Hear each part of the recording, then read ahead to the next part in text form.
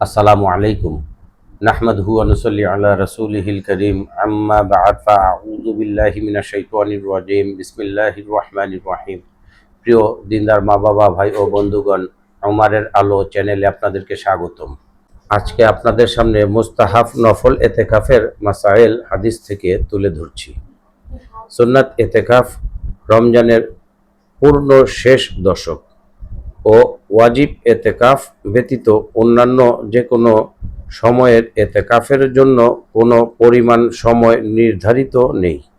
সামান্য সময়ের জন্যও তা হতে পারে।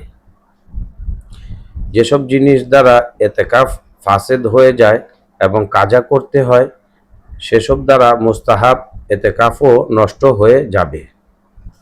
তবে মুস্তাহাব এতেকাফের জন্য যেহেতু সময়ের পরিমাণ নির্ধারিত নেই, তাই তারও কোনো কাজা নেই। আরেকটি মাসালা, এতেকাফ অবস্থায় যেসব জিনিস মাকরুহ।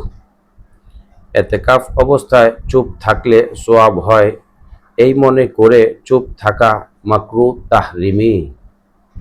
বিনা জরুরতে দুনিয়াবি কাজে লিপ্ত হওয়া মাকরুহ তাহরিমি, যেমন ক্রয় বিক্রয় করা ইত্যাদি।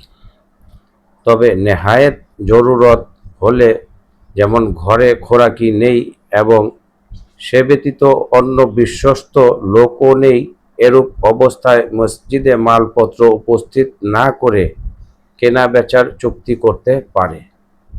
আলহামদুলিল্লাহ, প্রিয় দিনদার মা বাবা ভাই ও বন্ধুগণ, আল্লাহ পাক রব্বুল আলামিন এতেকাফ সম্বন্ধে আমাদেরকে সহি বুঝ দান করুক এবং আল্লাহর সন্তুষ্টির জন্যে সহি শুদ্ধভাবে এতেকাফ করার তৌফিক দান করুন।